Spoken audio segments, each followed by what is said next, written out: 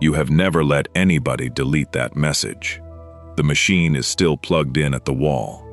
The little red number on it says 1, and it has said 1 for a long time, and the line itself has been dead for years.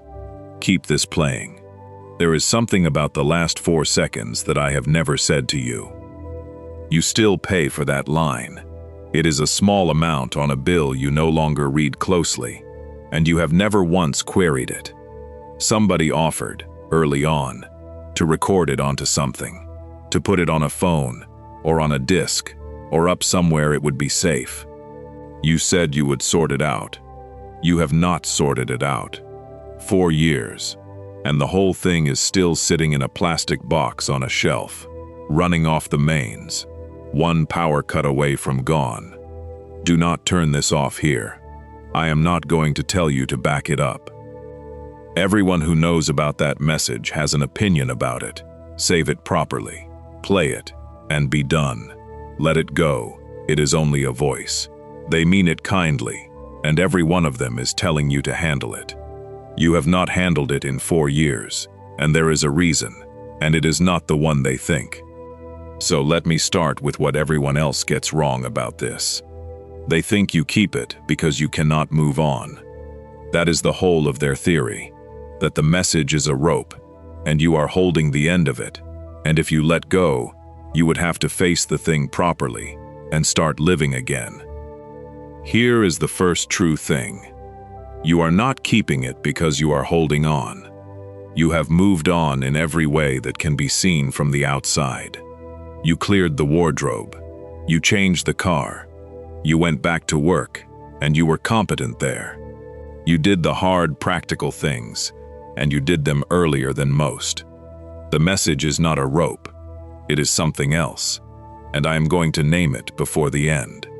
And I know what you were really doing on the night you nearly played it and did not. You had the room to yourself. You knew nobody would come in. You went as far as putting your hand on the machine, and you did not press it, and afterwards you could not explain that to yourself. So you decided you had been tired. You were not tired. You have never once been tired at the moment you decided not to press it. Now look at what you actually do with it. You have played it. You have played it many times. But you have never played it to the end. You always stop it. Somewhere in the middle, at a point you know by heart, before the last part. You know the exact word. You could say it out loud right now if somebody asked you to, and you would be right, to within a syllable, because you have arrived at that word and stopped there more times than you have ever told anybody. And you have never once let it run past that word, not even on a night when you were braced for it and ready and alone in the house with the door locked and the television off. Here is the second true thing. You are not afraid of what is in the last 4 seconds. You are afraid of what you will find out about yourself when you hear them. Because here is the test you have been avoiding taking. If you played it right through, and it sounded slightly wrong, if it was a little higher than you remember, or flatter, or faster, then you would know that the version you have been carrying in your head has been drifting, quietly, without telling you, and you have no way to check it against anything. That is the fear, not grief. Grief you have got used to. And there is one more layer under that, and it is the reason you keep paying for a deadline. If there is a voice in your house that you have never let anyone delete, type Amen below. You do not have to say whose. I want to say where this shows up, because it is never the machine. You will know yours before I finish the list. It is the moment in a shop when you hear somebody with a similar voice, and your whole body turns before you have decided to. It is that you have stopped saying their name out loud, and you do not know when that started. It is that you can describe their hands perfectly, and you cannot get the voice to come when you call it. It is the photograph you look at more than the others, not because it is the best one, but because in that one they are mid-sentence. It is that when somebody who knew them tells a story about them, you are not really listening to the story. One of those is yours. You did not have to hunt for it. There is a worse one, and I will come to it before the end, and it is none of those 5. Put the machine down for a minute. It has sat there 4 years. It will sit there through a breath. Breathe with me here. In. You are not losing them. Out. And you are not failing at this. In. Nothing is being tested tonight. Out. Least of all by me. Stay with me now, because the next part is where the answer is, and it starts with a man who slept on a stone. Look at what the book does with the business of remembering. A man called Jacob was running away from his brother, and he stopped for the night in an ordinary place, and he took a stone and put it under his head and slept there. And he dreamed, and God spoke to him, and when he woke, he said a sentence that ought to stop you. The Lord is in this place, and I did not know it. He had walked into it, lain down in the middle of it, slept a whole night there, and come out the other side of it without knowing that anything at all had happened. And then look at what he does about it. He gets up early, and he takes that stone, the actual stone his head had been on, and he stands it upright, and he pours oil over it, and he gives the place a name. He is not building a monument.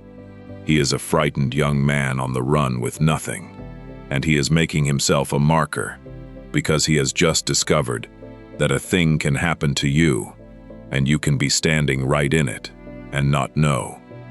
There is one more piece, and it is smaller, and it is about a jar. In the wilderness, God fed them with a bread that came in the morning and could not be kept. If you tried to keep it overnight, it bred worms, and it stank. That was the rule, and the rule was the whole point of it. And then, once, he said the opposite. Take a jar, put an omer of it in, and lay it up before the Lord, to be kept for your generations. A sample of a food designed to rot in a day, kept. And he gave the reason out loud, that they may see the bread wherewith I have fed you. Put those two side by side, because the book rarely repeats itself by accident. A stone stood upright by a man who was afraid he would not have known, and a jar of something perishable, kept on purpose, by the God who had just spent a chapter forbidding anyone to keep it. He is not against the keeping of things. He invented it, and he has never once needed a sample of a person in order to have that person. Hold both of those. The third thing depends on them. Let me come into your house now. One of these is yours. To the one whose message is from someone who died with no warning at all, so the recording is not a goodbye, and was never meant to be one. It is a shopping list. That is not a lesser thing to have. To the one whose message is from someone still living, who is here, and who does not sound like that anymore, and who would not understand why you keep it. To the one who did lose the recording. A phone in a sink, a company that closed, a machine that got thrown out by somebody helping, and you have never told anybody how long you cried about a machine.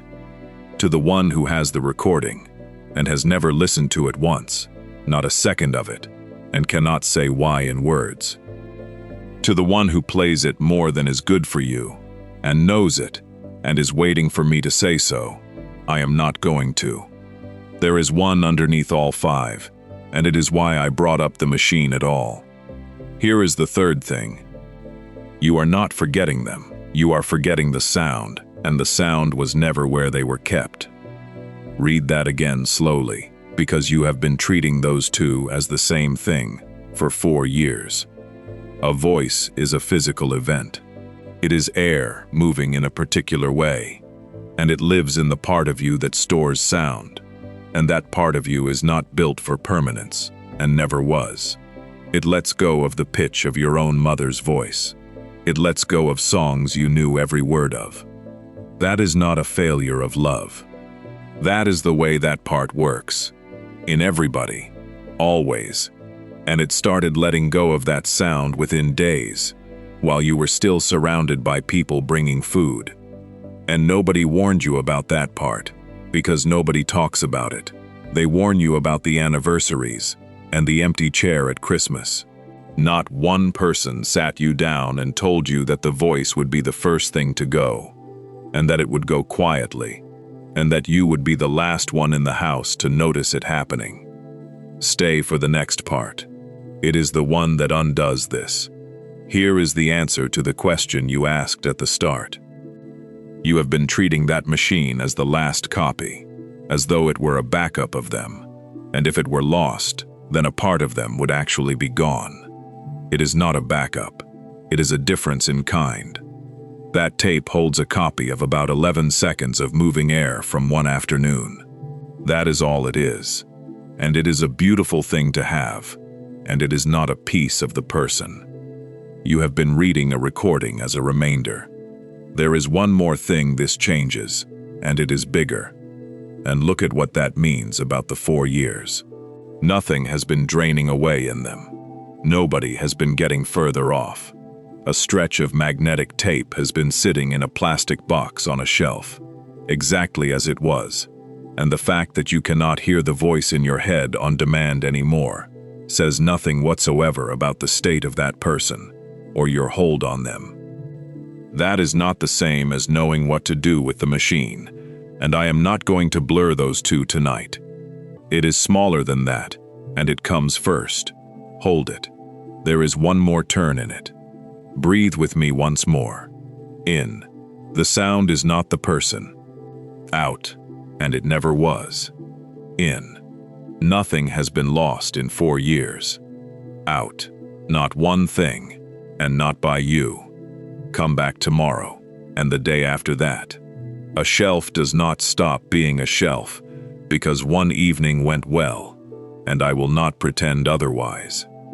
There will be a new message here every single day. Subscribe, and turn the bell on, so this voice is in the room on the mornings when the house is too quiet. Before I go, there is the thing about the keeping. I have not explained it yet. Listen to the room you are in now, rather than looking at it. There is a sound in it that has been going the whole time we have been talking. A fridge, a clock, traffic far off, the house settling. You were not hearing it a minute ago, and it never stopped. It did not need you to be listening in order to be there. It was not waiting to be noticed. It was not any less present in the hour when you were unaware of it. That is nearer to how this works than anything I could show you. And a door standing open at the end of the room, with the sound of people beyond it, and you have imagined arriving there and being asked what you did with your grief, and assumed the machine will come up. Nobody is going to ask about the machine, or whether you could still hear the voice. Now the thing I held back, it is about that message, and it is not what you have spent this evening bracing for. Here it is. You have been waiting for me to tell you that it is safe to play it to the end. I am not going to say that tonight, and not because it is unsafe.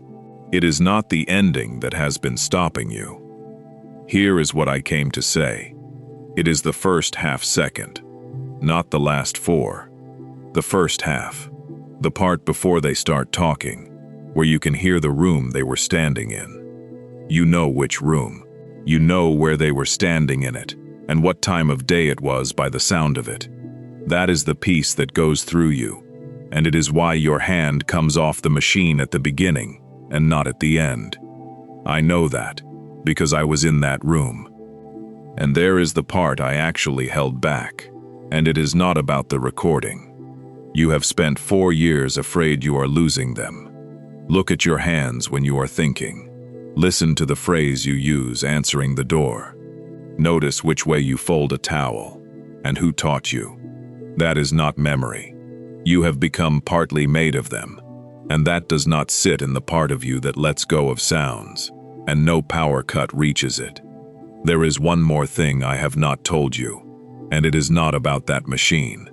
It is about the chair in the corner that this family has quietly agreed nobody sits in, and the one person who did sit in it, and what everybody in the room did with their face. Not tonight. Tomorrow. Come back, and I will tell you why nobody said anything. You are loved. You are seen. You are mine.